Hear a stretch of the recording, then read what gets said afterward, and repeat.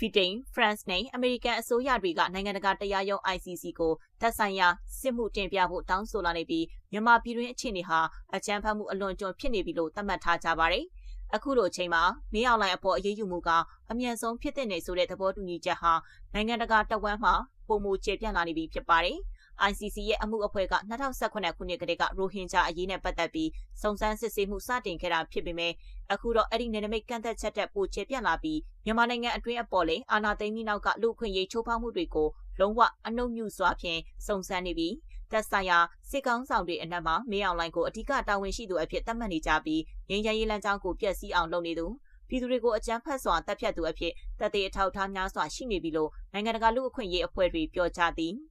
Amnesty International Human Rights Watch နဲ့ ASEAN တွင် NGO များစွာကလည်း ICC ကိုတောင်းဆိုချက်ပေးပြီးမြန်မာပြည်တွင်းအကြမ်းဖက်မှုတွေကိုတရားမရှိဘဲထက်ခါလှုပ်ဆောင်နေတဲ့မင်းအောင်လှိုင်ကိုအမြန်ဆုံးဖမ်းဆီးအရေးယူဖို့လိုအပ်ပြီလို့ဖိအားပေးလာကြပါတယ်။မြန်မာပြည်အတွင်းမှာပင်တမတော်ကသုံးသပ်မရတဲ့အကြမ်းဖက်နည်းလမ်းတွေနဲ့ပြည်သူအပေါ်လက်နက်သုံးတပ်ဖြတ်မှုများပြားလာတာကြောင့်အမျိုးသားအစည်းအရုံးအဖွဲ့တွေနဲ့အမျိုးသားညီညွတ်ရေးအစည်းအရုံးတွေကလည်းICC ကိုတောင်းဆိုစာတင်ပြခဲ့ကြပြီးအာဏာသိမ်းမှုနဲ့လူ့အခွင့်အရေးချိုးဖောက်မှုအတွက်မင်းအောင်လှိုင်ကိုတရားမဆန်တဲ့ခေါင်းဆောင်အဖြစ်အမြန်ဆုံးအရေးယူဖို့လိုအပ်ပြီလို့ဆိုကြပါတယ်။နိုင်ငံတကာတွင်လည်းအမေရိကန်ပြည်ထောင်စုမှလုံခြုံရေးအကြံပေးများကမင်းအောင်လှိုင်ကိုပေါ်ပူလာနာမည်ရှိတဲ့စစ်အမှုဆောင်ပြမှုကျူးလွန်သူတအုပ်ဟုသတ်မှတ်ခဲ့ပြီးအနာဂတ်မှာ ICC ရဲ့ဝရမ်းထုတ်ဖို့အခြေအနေအပြည့်အဝပြင်ဆင်နေပြီလို့အစီရင်ခံချက်တွေထဲမှာဖော်ပြလာပါတယ်။ယခုအချိန်မှာ ICC တရားရုံးကဖမ်းဝရမ်းထုတ်နိုင်ဖို့အတွက်မြန်မာပြည်ကတပ်တွေအထောက်အထားတွေကိုစုဆောင်းနေတယ်။ဒါဟာမြန်မာပြည်သူတွေရဲ့အရေးကြီးဆုံးလှုပ်ရှားမှုတစ်ခုဖြစ်လာနေတာဖြစ်ပြီးတရားမရှိသူတွေကိုတရားမရှိအောင်မထားနိုင်တော့ဘူးဆိုတဲ့နိုင်ငံတကာရဲ့သဘောတရားကမင်းအောင်လှိုင်အတွက်မကြမီနဲ့တခဏအတွင်းထိတွေ့လာမယ့်အကြောင်းဖြစ်နေပြီးပြည်သူတွေတပ်ဖြတ်ခြင်းចောင်းသားတွေဖမ်းဆီးခြင်းမျိုးနယ်အနှံ့မီးရှို့ခြင်းတွေအတွက်တာဝန်ရှိသူအဖြစ်မင်းအောင်လှိုင်ကိုနိုင်ငံတကာတရားရုံးကမကြာခဏအနေနဲ့တရားစွဲဆိုလာမယ်ဆိုတာနိုင်ငံတကာသုံးသပ်သူတွေအများစုကယုံကြည်နေကြသည်အနာဂတ်နိဗ္ဗာန်အတွင်းမင်းအောင်လှိုင်ကိုICC ရဲ့ဖမ်းဝရမ်းစာထုတ်ဖို့လမ်းပြနေပြီးနိုင်ငံတကာတရားရုံးကတရားဥက္ကဋ္ဌများအဖွဲ့ကလည်းလှုပ်ရှားမှုတိုးလာနေတာကြောင့်တရန်တစ်ခါမှအမြန်ဆုံးအရေးယူမှုဟာနိုင်ငံတကာအဖွဲ့အစည်းတွေရဲ့အထောက်ပံ့နဲ့အကောင့်ထဲဖော်လာနိုင်မယ်လို့ဆိုတဲ့ယုံကြည်ချက်ကတိုးလာနေပြီးမင်းအောင်လှိုင်အတွက်တရားမျှတမှုဟာ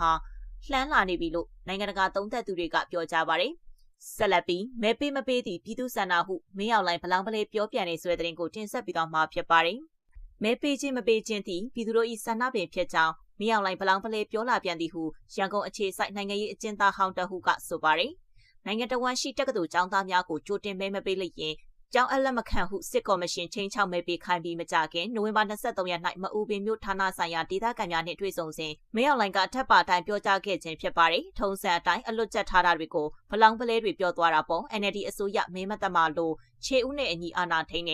ပြည်သူတွေမဲပေးမပေးကပြည်သူတွေရဲ့သဘောအဲ့ဒီလိုတွေမင်းအောင်လှိုင်ရဲ့ဗလောင်ပလဲတွေပေါ့မကြသေးဘူးကျောင်းသားတွေကိုချင်းချောက်ပြီးချိုတင်မဲပေးခိုင်းခဲ့တာဟု၎င်းကသတင်းဌာနကိုပြောပါတယ်မင်းအောင်လှိုင်ကမအူပင်မြို့တွေ့ဆုံပွဲတွင်ဒိုတာဝင်အရေးသုံးပါးကိုကာကွယ်ဆောင်ရှောက်နိုင်သူနိုင်ငံရေးစီးပွားရေးနှင့်ကာကွယ်ရေးအမြင့်ရှိသူတို့ကိုရွေးချယ်မဲပေးရန်လည်းပြောကြားခဲ့ပါတယ်။တက္ကသိုလ်ကျောင်းသားများကိုကြိုတင်မဲမပေးလိုက်ရင်ကျောင်းအလက်မခံဟုစစ်ကော်မရှင်ချင်းချောက်ပြီးနောက်နိုင်ငံတော်ဝန်ရှိတက္ကသိုလ်ကျောင်းသား28,339ဦးကြိုတင်မဲပေးခဲ့ကြောင်းတရားမဝင်ရွေးကောက်ပွဲကော်မရှင်ကထုတ်ပြန်ခဲ့ပါတယ်။ရွေးကောက်ပွဲကျင်းပတဲ့ရက်တွင်ဆန္ဒမဲပေးပိုင်ခွင့်ရှိသည့်တက္ကသိုလ်ကျောင်းသားကျောင်းသူများသည်သက်ဆိုင်ရာမြို့နယ်ပြင်ပရှိတက္ကသိုလ်ကောလိပ်များ၌တက်ရောက်နေခြင်းဖြစ်သဖြင့်နိုဝင်ဘာ18ရက်မှ21ရက်အတွင်းကြိုတင်မဲပေးကြရန်တရားမဝင်ရွေးကော်ကသတ်မှတ်ခဲ့ပါတယ်။တတိရှိရင်ဘာဖီအားမှမပေးပဲပြည်သူတွေစိတ်တိုင်းကြမဲပေးခြင်းပေးမပေးခြင်းတွေလုပ်ကြည့်ပါ။မြန်မာပြည်သူတွေပါလဲဆိုတာကောင်းကောင်းသိသွားမယ်ဟု၎င်းကဆက်လက်ပြောပါတယ်။လက်ရှိတွင်နိုင်ငံတော်ဝန်ရှိရက်ကျေးအုပ်ချုပ်ရေးရုံးများ၌ဒုတိယအကြိမ်မဲစရင်ကတ်ထားရာတွားရောက်ကြည့်ရှုသူအင်မတန်နှင့်ကြောင့်သိရပါတယ်။ဆက်လက်ပြီးဒေါ်ကြည်ပြာနှင့်အမျိုးသားတို့တိုင်ကြားစာဝင်ကြီးချုပ်ရုံးတို့ရောက်မလာတော့လေ၎င်းတို့ကိုတာဝန်မှရှာယီရန်နာဟု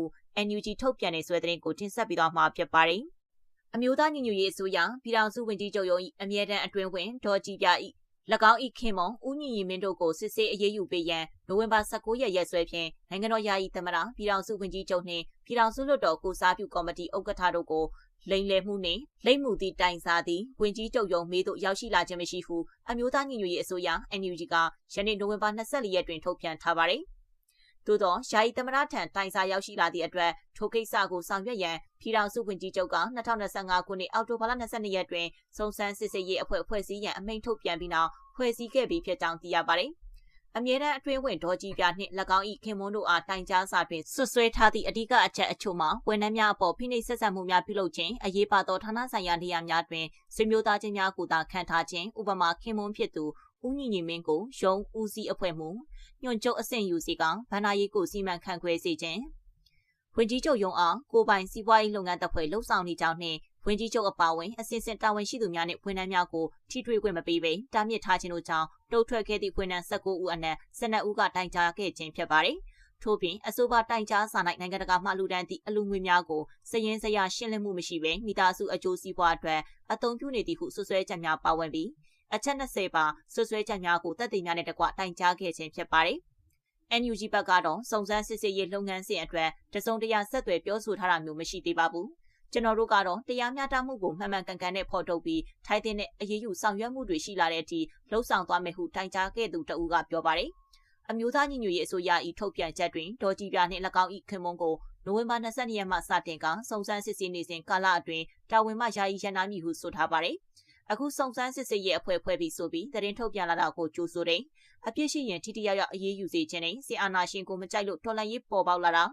စွန်းဆန်နဲ့ကြွက်ချေးရောနေတာလဲလုံးဝကိုမဖြစ်သင့်ဘူးဟုနိုင်ငံရေးတက်ကြွလှုပ်ရှားသူတအုပ်ကမှတ်ချက်ပြုပါတယ်။ထို့ပြင်စုံစမ်းစစ်ဆေးရေးအဖွဲ့အနေဖြင့်တိုင်ကြားသူများတိုင်ကြားခံရသူများနှစ်ဖက်သက်တည်တင်ပြမှုများရှိပါကတင်ပြသည့်သက်တည်တိုင်ကြားမှုနှင့်ပတ်သက်ပြီးစစ်ဆေးရန်လိုအပ်သည့်သက်တည်များကိုခေါ်ယူစစ်ဆေးမှုအမြန်ဆုံးဆောင်ရွက်ပြီးတွေ့ရှိချက်များအကြံပြုချက်များကိုဝန်ကြီးချုပ်ထံပြန်လည်တင်ပြရန်တာဝန်ပေးအပ်ထားပြီးဖြစ်သည်ဟုထုတ်ပြန်ချက်တွင်ရေးသားထားပါတယ်။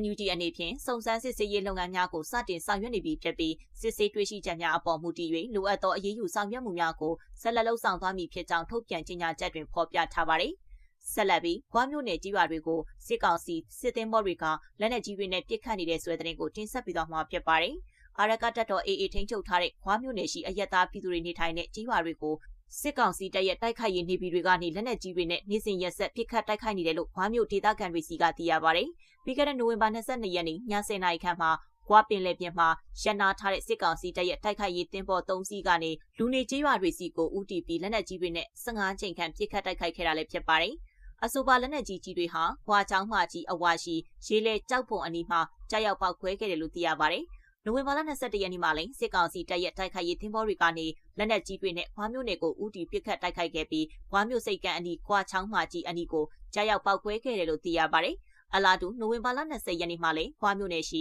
ပင်လယ်ပြင်မှာသွာလာနေကြတဲ့စစ်ကောင်စီတပ်ရဲ့သင်္ဘောတွေကနေဂွားမြို့ပေါ်ကိုလက်နက်ကြီးတွေနဲ့9ကြိမ်ပစ်ခတ်တိုက်ခိုက်ခဲ့တယ်လို့ဂွားဒေသခံတွေစီကသိရပါတယ်။စစ်ကောင်စီဟာရခိုင်မှာသူတို့ဆုံးရှုံးထားရတဲ့မြို့နယ်တွေကိုပြန်လည်ထိုးစစ်ဆင်တိုက်ခိုက်ဖို့အတွက်ရေကြောင်းလေကြောင်းအပါအဝင်ဒရုန်းတွေနဲ့ပုံကျဲချတိုက်ခိုက်မှုတွေအဆက်မပြတ်ပြုလုပ်လာနေတာလည်းဖြစ်ပါတယ်။စစ်ကောင်စီတပ်ဟာရေကြောင်းကနေလက်နက်ကြီးတွေနဲ့ပစ်ခတ်မှုတွေအဆက်မပြတ်ပြုလုပ်လာနေတာကြောင့်တန်တွဲကွပင်လယ်ပြင်မှာငါးဖမ်းထွက်နေကြတဲ့ဒေသခံပြည်သူတွေအနေနဲ့လည်းငါးဖမ်းမထွက်ကြဖို့အာရခတ်တပ်တော် AA ကတိုက်တွန်းထားပါတယ်။ပြီးခဲ့တဲ့နိုဝင်ဘာ22ရက်နေ့မှာလည်းဂွားမြို့နယ်ကျိန်တလီမြို့အမှတ်1ရပ်ကွက်ကိုလေကြောင်းကနေပုံကျဲတိုက်ခိုက်မှုကြောင့်အရက်သားပြည်သူတအုပ်သေဆုံးခဲ့ပြီး2ဦးထိခိုက်ဒဏ်ရာရရှိခဲ့ပါတယ်။